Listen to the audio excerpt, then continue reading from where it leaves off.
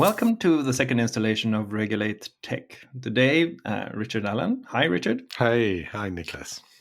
And I will be discussing the Arab Spring. So, a decade has passed since the events of what we call the Arab Spring played out in the Middle East and North Africa. Fueled by social media and the emergence of a transnational public space, people went to the streets to demand democracy. But when we look at the facts on the ground today, the situation is quite sobering. When Callie Robinson at the Council for Foreign Relations reviewed press freedom, internet freedom, GDP growth, journalists jailed, and the resulting refugee flows from civil wars, the picture that emerged was really bleak. On almost all of these scores, the region is much, much worse off. The only exception is democracy in Tunisia, the country where it all started, when fruit seller Mohamed Bouazizi set himself on fire, protesting the confiscation of his fruit and scale, crying, "How will I make a living?" The videos of the protests following his self-immolation spread quickly. Ultimately, they led to the end of President Zine Al Abidine Ben Ali's 23-year-long autocratic rule. And not only are the countries in the Middle East worse off in general. In Syria and Libya, the events that were triggered in Tunisia led to civil war that claimed millions of lives and displaced tens of millions of refugees, arguably even perhaps creating ISIS and the migration crisis, which in turn contributed to the rise of autocratic parties in Europe. You could even argue that the same social dynamics that created the new public space in the Arab Spring contributed to the rise of alternative publics and fake news, leading to the erosion of the institutions of democracy globally. So, Richard, how should we understand the Arab Spring today? As the start of the breakdown of democracy in an age of unfettered social media and the end of the hope for democratizing internet? Or is there a more positive take on what happened since 2011? Wow. A huge question. And just one bit I wanted to sort of focus on initially, and that is this sort of question of whether or not the protests that occurred pretty much 10 years ago from today were aimed at installing democracies, or were rather, which is sort of where I tend to be, protests against the then status quo. So it was people saying, we're not going to put up with the status quo. We've lost all hope. We're going to resort to desperate measures to overthrow the regimes that we have today. And I think it was that we must clear out what we have today impetus that was the real driving force, rather than the and success is that we replace it with a particular democratic model thereafter. So I think that for me is sort of where we really need to sort of look at this. And again, I'm not an expert in the region. I'm not going to pretend to be. I certainly was a very involved witness to what was taking place, because sitting in Facebook at the time, watching a lot of this play out across the platform, I saw what was happening. And I say that the impression I took away was that this was a powerful, rage against the machine. It was people in the region saying life is unsustainable and we need change. And then we can then look at the kinds of change that occurred over the subsequent 10 years. But it was that was the driving force. Yeah, and I think it's fair to say also that it wasn't sudden. We talk about an Arab Spring as if it was this thing that occurred for a couple of months. But for example, there's a study by scholar Cara Alaimo that points out that on the Facebook page, "We Are All Khalid Said," where while Ghonim rallied Egyptian protesters, he had been doing that for quite some time and coaching them for some time. So it was really more of a case of a long protracted fight for civil rights that found a moment, and that moment sort of exploded. I think that's absolutely right, and it was actually, again, I remember the time, it was kind of quite fascinating that we were blessed at Facebook that even sort of that stage, we had some very good Arabic speaking staff who were plugged into what was happening in the region and following it, and actually they surfaced towards the back end of 2010, they were surfacing groups and pages that appeared on Facebook that were organizing opposition to the regimes in the region. And it was actually really curious. I do remember we would sometimes go to, in that instance, particularly the US authorities, because we had people, again, in the company who were well plugged into the US authorities to try and get some information from them about what they thought was happening. We were asking questions: is this stuff dangerous? Where is it likely to go? And we would find that there was very little knowledge within the US government of what was happening at that time. So the specialists in the US government say, well, Tunisia, no, there's nothing happening there. And yet, the Arabic staff who work for Facebook were saying, hey, there's a lot happening here. We're seeing all sorts of stuff being organized. So I do think it's interesting, there was a moment when the world paid attention. But you're right. There'd been a lot of groundwork laid before then. There've been activists in the region working not just through social media platforms, but working through the traditional kind of photostated newsletters and things like that. So there's a long tradition of people organizing against what they felt were autocratic regimes. And then people like Whale came along, who obviously had real facility with the technology and could help some of those people to use the technology. But it wasn't out of nowhere, and it's a complete myth to think it came out of nowhere. Yeah, and it continues, right? I mean, it's fair to say that even though the state on the ground today might be a bit worse than one would have hoped, the fight for civil rights continues. Do you think, in the long run, that fight for civil rights is helped by or hindered by the internet, social media, the kinds of tools that we have? Yeah, I mean, I think the fact that people have the tools means that they definitely sort of have more straightforward means of political expression than they had previously. That doesn't mean that absent the tools, there wouldn't be political expression. I was thinking about this before, that way back when, before the internet became a public resource, I think it was, Vint Cerf and others were building it, and it was available academically, but it wasn't a public resource. I remember joining up with thousands of my friends to sit in the road outside American nuclear missile bases in the UK. We had no problem kind of organizing ourselves politically when we didn't have the internet.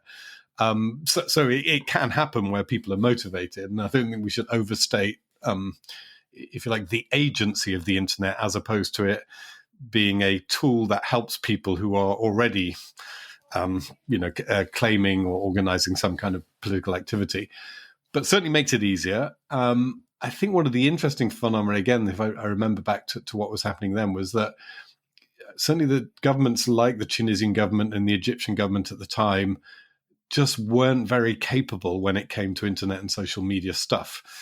And so there was a sort of maybe like an arms race advantage to the protesters, because the protesters were finding this quite straightforward, and the governments hadn't figured out at that point that they ought to shut this stuff down, or how they should shut it down. Tunisian government were a little bit further ahead. They definitely engaged in some pretty offensive behavior in terms of trying to attack activists who were organizing online. Egyptian government were fairly clueless at the time.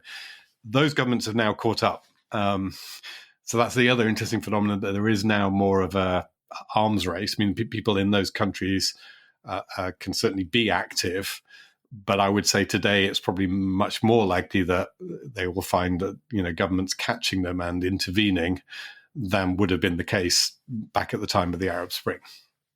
Yeah, there was a definite competence gap, but it also flowed, I think, from the fact that there was a huge age gap between the age of the protesters and the age of the people in government, very often across the entire region. And it was sort of almost a generational battle where the new generation took their tools, the tools of technology, to organize, right?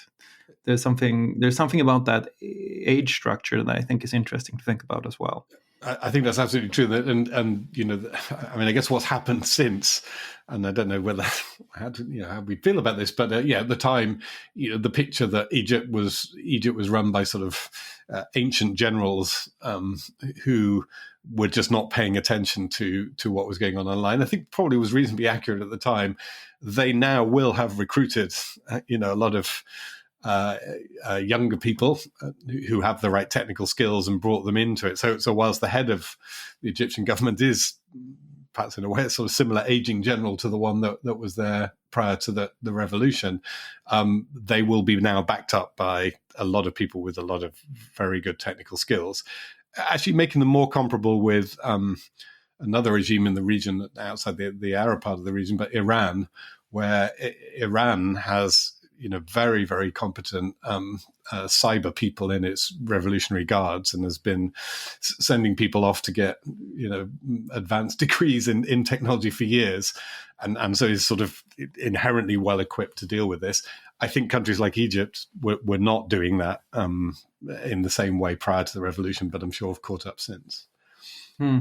Yes. And if we go back to the Arab Spring, I mean, one interesting aspect of the Arab Spring was that to a certain extent, these revolutions were almost performed on social media. Even the press reported not so much on the events themselves as they reported on how the events unfolded on YouTube, Twitter, and Facebook. So it made social media into this stage where it played out. Do you think this general medialization of the revolutions lessened the real, tangible political support from the rest of the world? If you look, there's research, for example, on Twitter attention patterns, suggesting that global interest was intense up until the moment when Mubarak was toppled, and then it quickly faded away. And some of the press reports faded away as well. Would the Arab Spring have evolved differently if Europe and the US had less of a foreign policy attention deficit problem just watching this play out on a stage? Say Syria arguably could have played out very differently if the US and Europe had put more pressure on Assad to leave, right? Yeah, and so again, there's a lot to unpack there. So I think that there's a really interesting question about attention to foreign policy events, and again, I'm old enough to remember live the fall of Ceausescu in Romania, and in a sense that was a sort of similar pattern to the one you've described. That frankly, most people in Western Europe certainly were not that focused on or knew very much about Romania. There was a moment when it became a big deal. In fact, you can think of the various moments of revolution across Central and Eastern Europe at that period. And that was, again, pre-internet. But when people became really focused, tended to be when there was a televisual moment, when some leader was sort of being hauled off. And that was a moment of focus. And I don't think many people's attention continued to be held. So in a sense, the Arab Spring was a sort of fast forward version where it had moved from being television only to actually television plus social media. That's where we were watching it. The sort of core criticism, I think, remains that for many of us, we don't really understand the phenomenon beyond that which we see on our screens, and so I think that's a valid criticism. Was it different? I certainly, again, think that, and a lot of people talked about this, that branding these revolutions as Facebook or Twitter revolutions, I agree, is in some way kind of insulting to the people who made them happen, in the sense that if you assign the agency to Facebook and Twitter as opposed to the agency being in the hands of brave men and women who decided that enough was enough and they wanted to change their regimes, I think that is kind of off the mark. So the agency was with people in those regions who were engaging in very, very sort of traditional brave political action to try and seek some kind of change. That then happened to play out on social media, and they had these social media tools available. But we shouldn't confuse the availability of the tools with the action itself. No, but to a certain degree, though, that was kind of what actually happened, because the internet and the internet's role in the revolution almost devalued the actual social change on the ground happening there, which made it perhaps harder for other countries to see very clearly that there was a moment of intervention here that they would have to make a decision about. At least in some extent, it feels as if that was the case. That's sort of what you're describing, right? Exactly. And so we were more interested in the internet aspect than we were in really trying to understand the dynamics that are taking place in these very complex countries, where, again, I'm not, as before, not going to pretend to be myself an expert on it, although I'm, say, a very close observer. But I'm not sure that, if you like, generally the level of real knowledge and expertise about what happened or the political system and the dynamics in countries like Egypt or Libya was increased even at a time when we were getting pictures and images of what was taking place in those countries on our screens every day.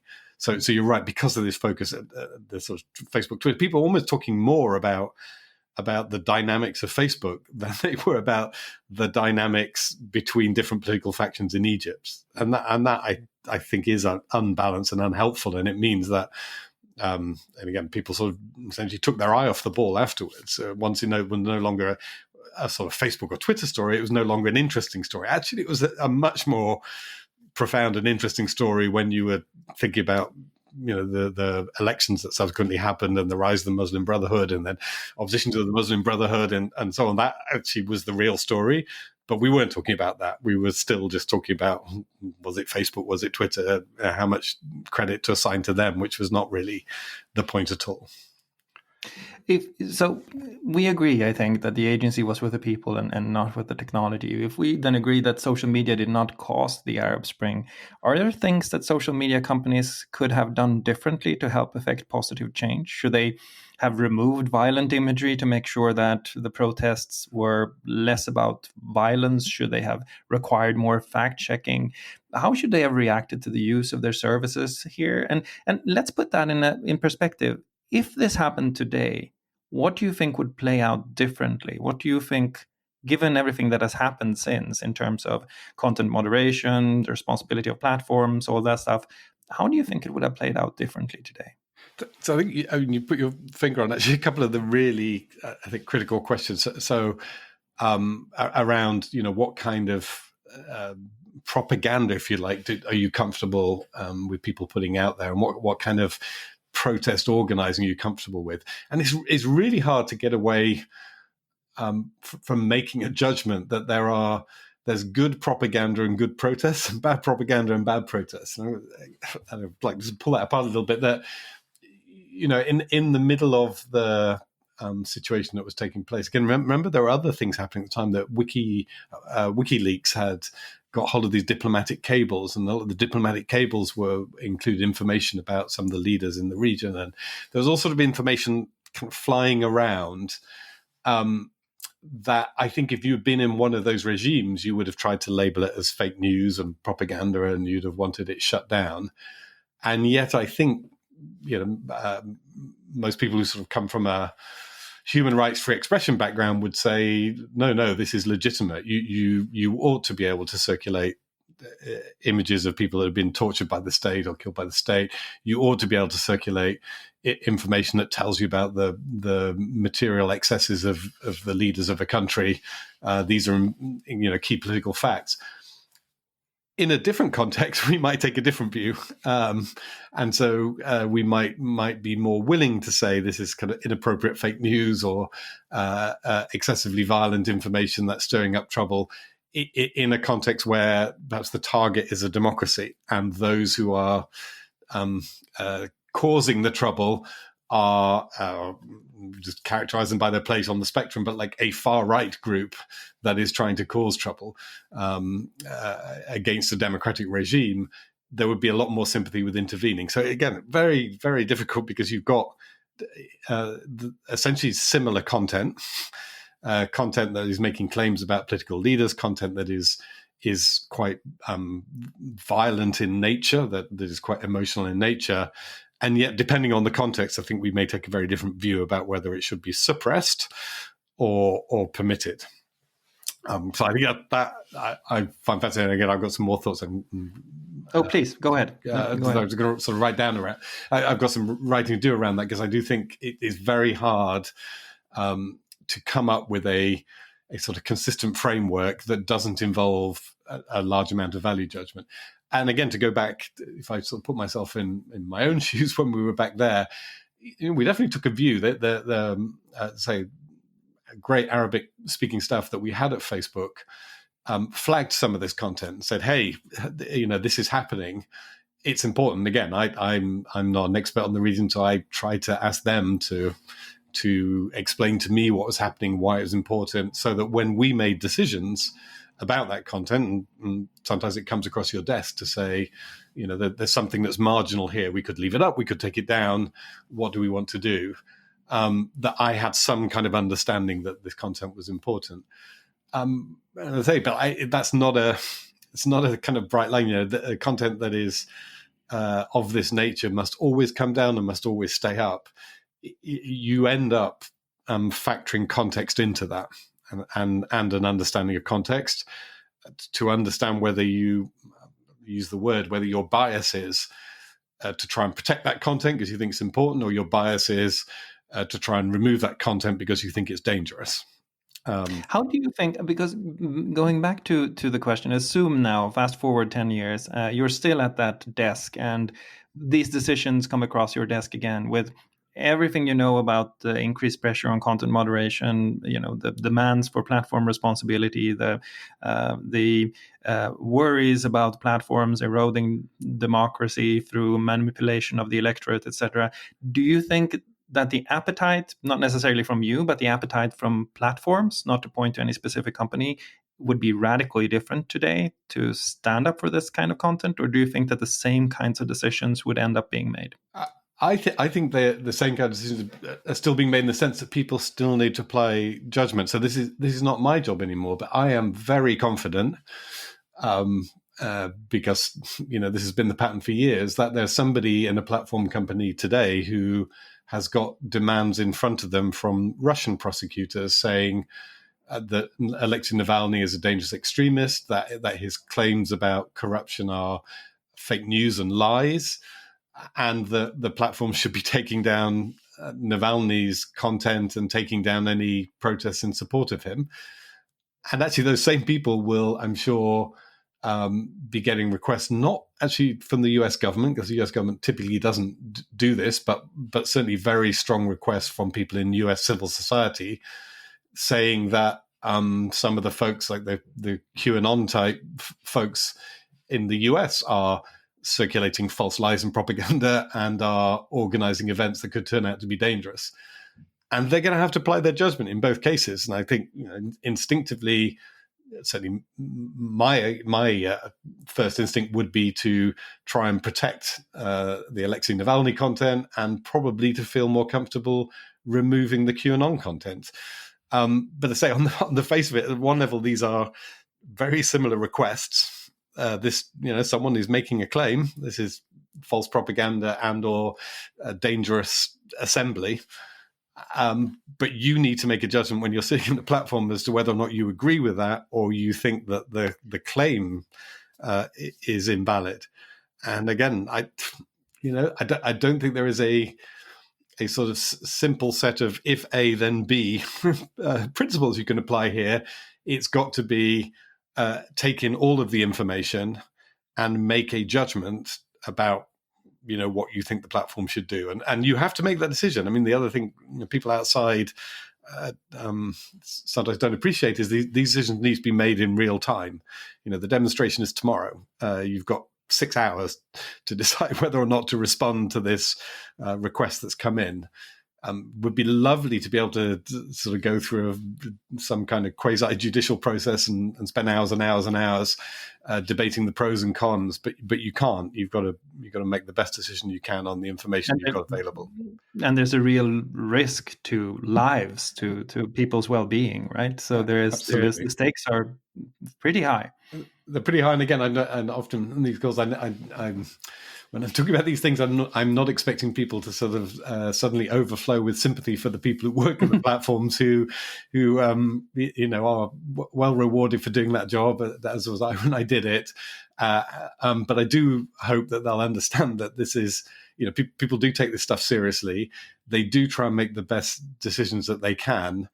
But they don't have the luxury of what I think some people sometimes think they would have of let's say, either being able to apply a very, very simple set of principles of the if A then B type thing, because those just don't work in real life. They break down. Like, people say, well, if the protest is illegal, you should remove it. Well, again, in the examples I've given, that means that every time the Russian prosecutors say, please remove all of the opposition protests, you would just take them down. So if illegal doesn't seem to work, okay, If violent, then remove it. Well, again, partly depends on who's doing the violence.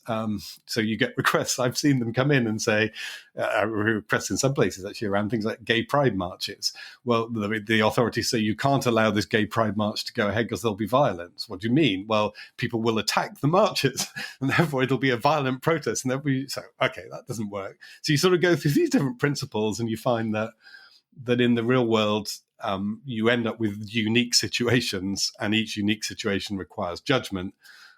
And that's the best I think we can hope for, is that the people who work at the platforms apply good judgment. And then, actually, one thing that's interesting, I noticed that Facebook has said it's referring to its external oversight board, the question around former President Donald Trump's presence on the platform. That is actually an interesting exercise, and people can be sniffy about the external oversight board. But that model of perhaps having somebody after the event look at how you came to the decision you made and take a view on that, I think could actually be quite a useful exercise to do.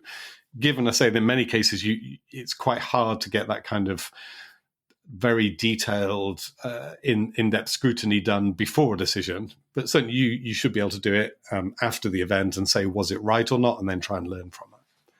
So assume for a moment that you're advising a platform, you're back working for a platform, and you're suddenly given the opportunity to externalize all of this content moderation. There is a proposal on the table to have a completely externalized content moderation function, an institution, a public body that will make all of these decisions for you. When a request comes in, you just forward it, and they then come back with a decision. Would you say, fine, this is what we've been looking for, or would you say, I'm not comfortable with that because I want to retain the capability to make those decisions within the company? I actually don't think you can ever fully externalize it because it is your platform. And so imagine you do that and people are still unhappy with the results. And you say to them, they come to you and say, this decision is terrible. You took my content down or you left it up. And you say, sorry, not me. It was the external moderators that I've appointed. And then the person's going to say, well, fire those external moderators and get some better ones. And yeah, as the platform, you could. So I don't think you can ever get away from your own responsibility as a platform for those initial decisions that you make or those day-to-day decisions you make. I certainly think the model, I think the Facebook model is pretty sensible in the sense that it's workable, that you can have somebody look at the decisions you've made and then sort of give feedback that may then change the way in which you make future similar decisions. So you're subjecting your decision making to scrutiny and audit in quite a public way. That makes sense. Can you outsource the decisions?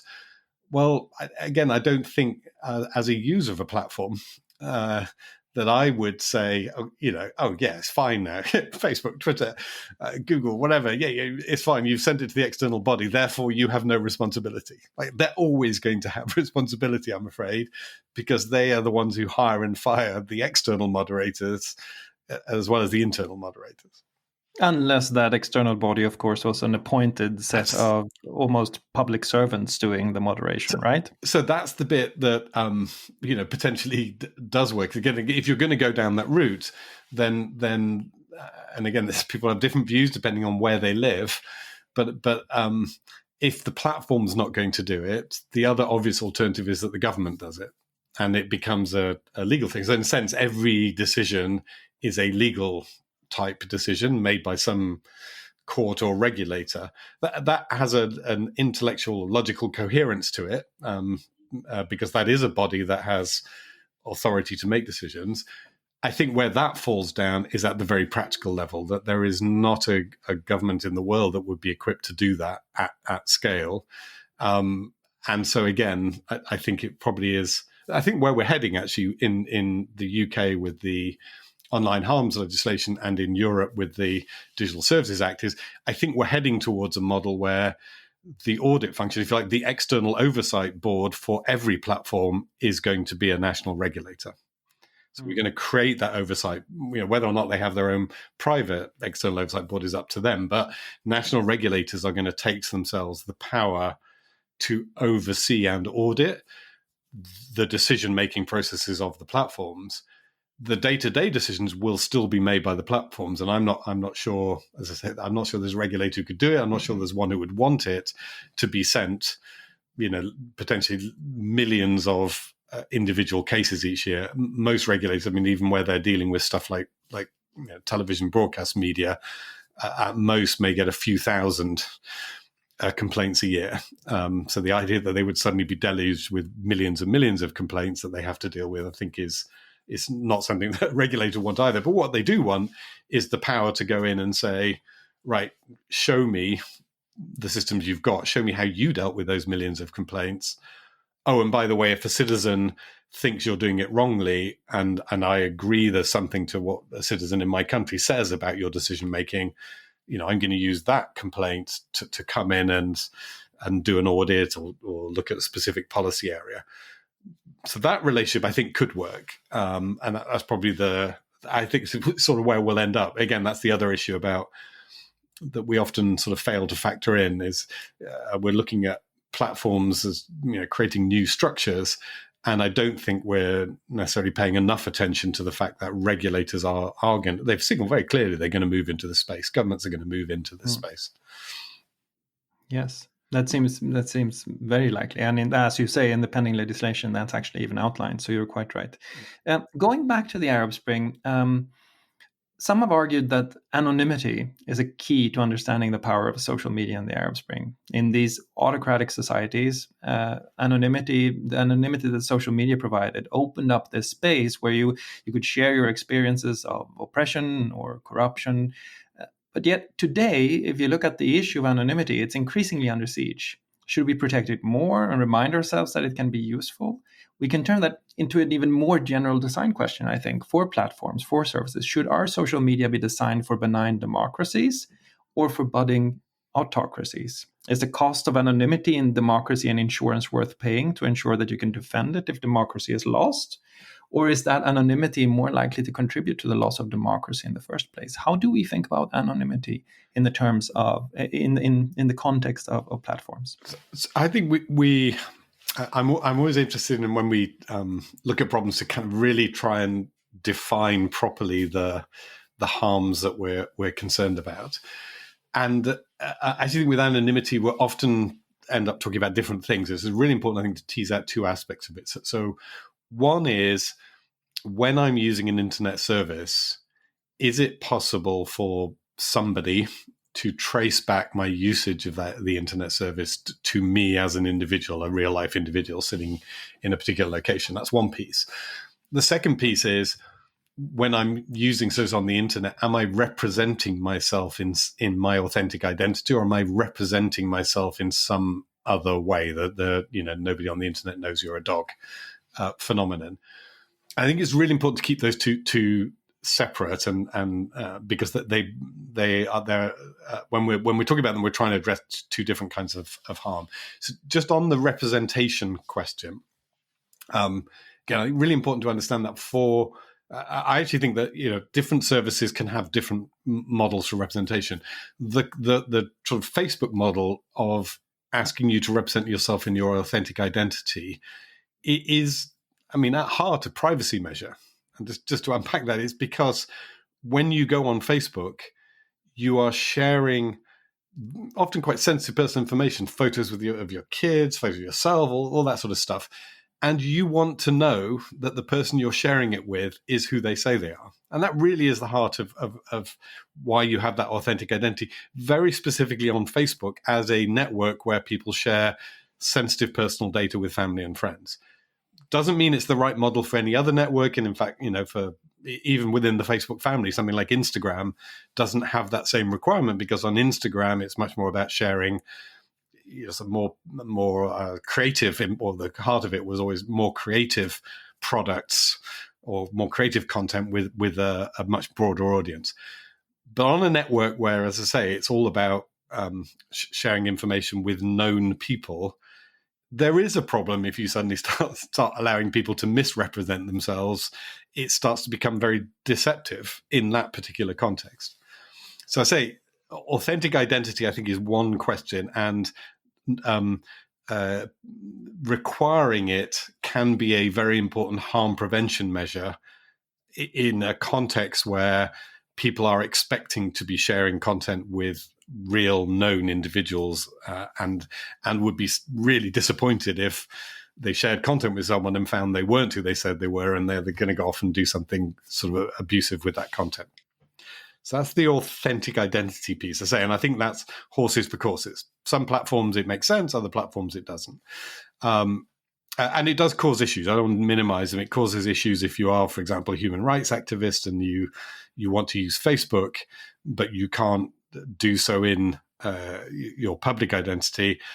And there's a trade-off, and it is really hard, and it's still, I think, sort of not fully resolved. The trade-off is essentially, are you going to say, well, everyone must be authentic because that's really important for privacy and sharing, except we're going to create a category of exemptions for people who want to be deceptive for good reasons, whilst still cracking down on the people who are being deceptive for bad reasons. And human rights activists are being deceptive for good reasons. Therefore, they can go onto the platform, make friends with people, and misrepresent who they are, because we accept that's positive.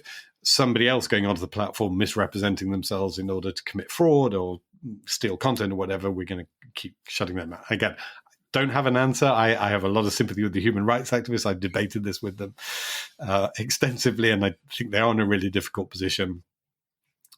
Candidly, the best advice you can give is, look, if you create a identity on a social media platform that's not in your actual name but behaves like a legitimate entity and doesn't cause anyone to create complaints about it, you're probably going to be okay.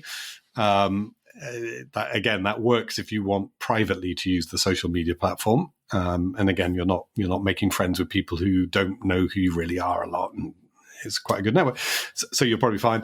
It does become a problem, though, if you try and do anything sort of very public and active and people start reporting you. And yes, then there's a real threat to your account.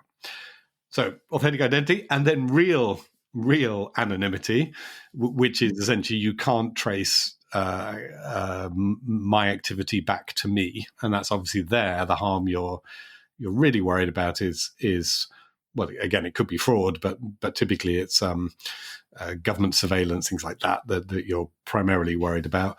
There, I think there is a challenge, and that challenge is in many ways, I was going to say almost inherent in the switch to mobile, in that as we are, the devices that we now use typically to access the internet do have quite strong identifiers on them, and do tie into networks that are designed to identify people, phone networks. So it is, I think, certainly harder for the casual user to be genuinely anonymous. It's quite a lot of effort to go from that, and people have ways of doing that through Tor browsers and VPNs and a whole bunch of different things that you can set up. But I think that it is true that the casual use of the internet can normally be traced back to an individual, especially if they're using a mobile phone on a standard commercial network. Again, different views about that. I can see sort of important cases where you shouldn't be traceable. But equally, if you're just looking at it from a harms perspective, there are many instances where being able to trace people is essential in order to prevent quite serious harms. Again, big sort of political and legislative question as to when and whether governments have that balance right in terms of when they can trace people back. But I think we do have to say, from a technical point of view, yes, I think it's probably increasingly challenging to be genuinely anonymous. And there's almost no possibility to be genuinely anonymous, given that you're interacting with a number of different services, and somewhere in between there is going to be identity leak in some way, if you're using your mobile, for example.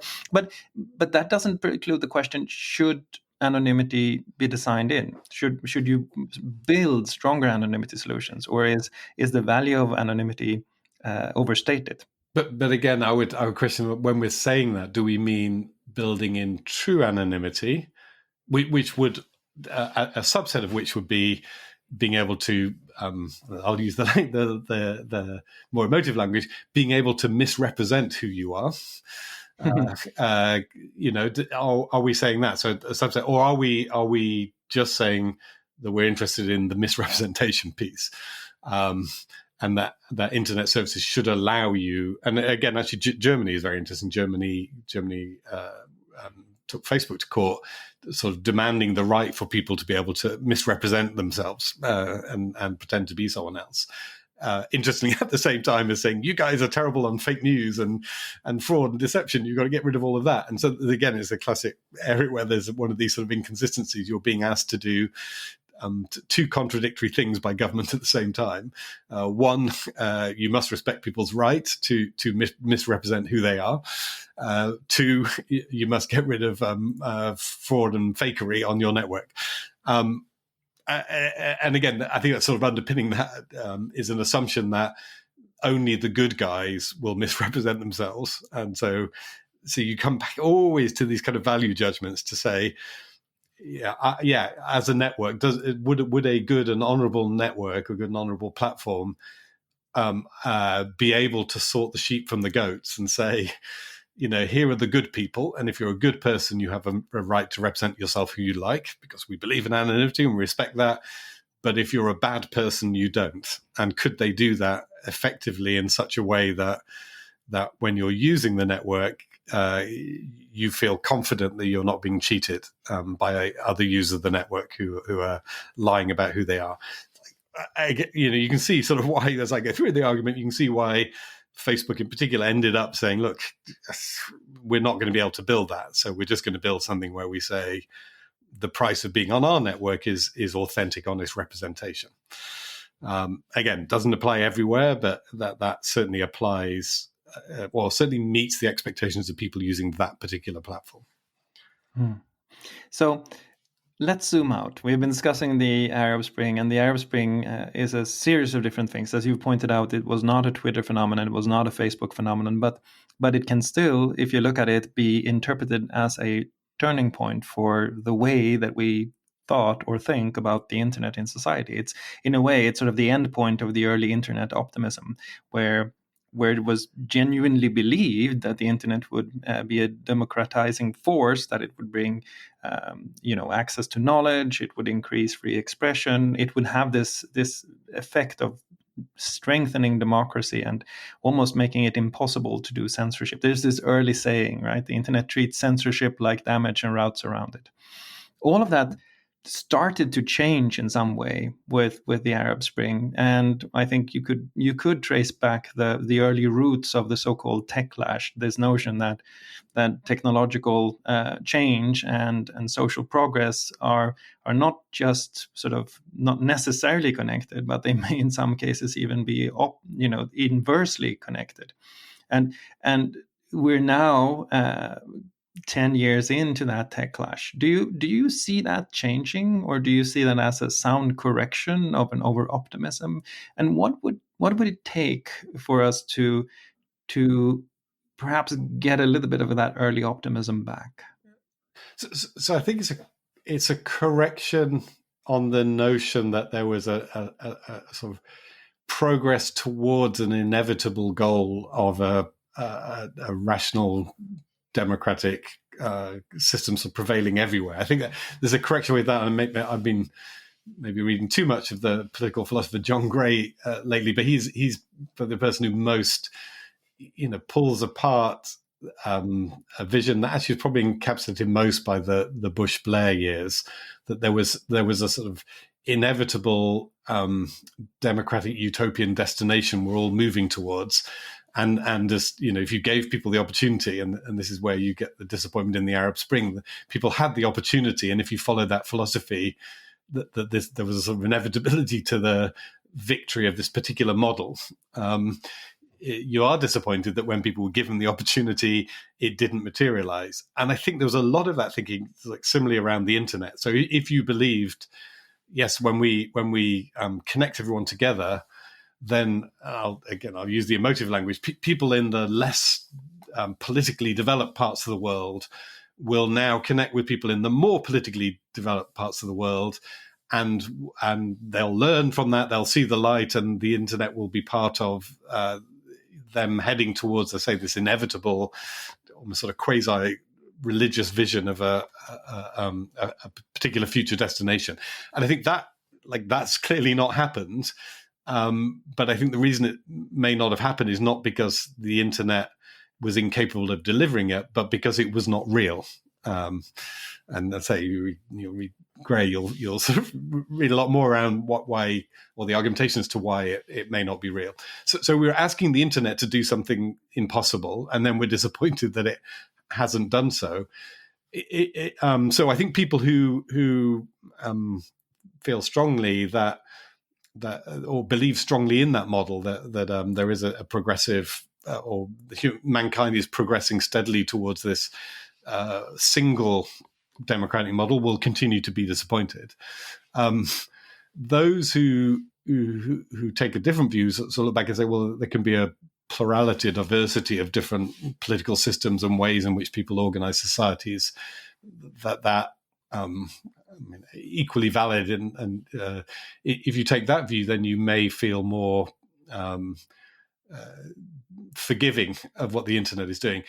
I certainly think the internet has reduced the scope for censorship. I mean, that's there. And in fact, what's interesting is many of the voices that are most calling for, I guess, reducing speech on the internet now come from that progressive side of the debate rather than from the more conservative side of the debate. So they are concerned in the sense the reduction of the censorship, which I think is true, as I say, across societies generally. It is now, as a matter of fact, easier and cheaper for any individual to say whatever they like to the rest of the world than has ever been the case in human history. And so that reduction of censorship, actually, the interesting thing is it's not led to, say, this uniform view that we're all marching steadily towards a particular model. It's led actually to the growth of a lot of people positing alternative models, many of which are less democratic and therefore sort of less acceptable. And so this dynamic you're now seeing in some senses is progressives wanting to increase censorship in order to reduce the attraction of movements that they see as heading in the wrong direction. And that was not something I think I'd certainly anticipated, that we would end up where we are today. And in the long run, in the long term, if you were to sort of put your futurist hat on, do you think the internet will be a net good influence on the way that democracies evolve in the coming decade? Or do you think that it will be net neutral? Or do you think that it will be a net negative for the way that we continue to build our democracies? So I think it's certainly going to be a net good for expression. Even with all these sort of new rules and things that are bouncing around, say this crucial fact that if you simply look at it in terms of one's expressive power, the internet has made that orders of magnitude greater than it was before. And we go back 30, 40 years, and while some of the same phenomena were playing out on television and in the traditional media, we've got to remember that there were these huge bottlenecks and control points where very small numbers of people decided what could get out to the rest of the world. And those bottlenecks and control points have definitely been reduced in importance because the internet exists. Will that be net good for democracy? I'm not sure. Because as I say, I think you need to sort of come back and say, well, are we, if you believe that democracy spreads and increases simply on the basis of exposure, I think you're going to continue to be disappointed. And actually, one of the phenomena that because the internet's not going to do that for you.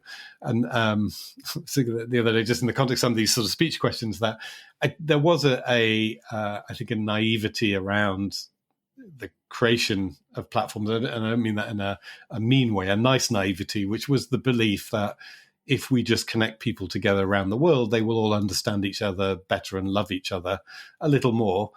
And the reality has been, in many instances, when we've connected people around the world, they found out how much they dislike other people and disagree with them, and they've liked each other a little less. And so, in a sense, it'll be the same with democracy, that there was a core belief: if we just connect people, they'll get more information, they'll be more rational, they'll make more rational decisions, and those decisions will be more progressive, just to use that word. In reality, a lot of people have taken the internet tools and formed perfectly legitimate sort of political groupings that are hostile to a lot of the ideas that progressives would put forward. So is that it's not the outcome that you would want? And maybe you would say, well, then it has failed. But is it a democratic outcome? It's certainly a democratic outcome if people have organized their political power more effectively than they did previously. That's what democracy is all about. It just may not be very attractive. It brings us back to the question of human nature that's been at the heart should be at the heart of the discussion about technology generally, because technology, as you point out, the notion of technical determinism, that technology will drive democracy or that technology will create dictatorships, is in itself one in which there is very little human agency. With that, I think we should conclude and say that this episode of Regulate Tech can be found at Richard's website. Do you want to give the address? Regulate.tech. Keep it nice and simple. That's very good. And if you have any questions, ideas, or subjects that you'd like us to talk about, don't hesitate to send us your proposals. We would love to see them. Thank you so much. Thank you.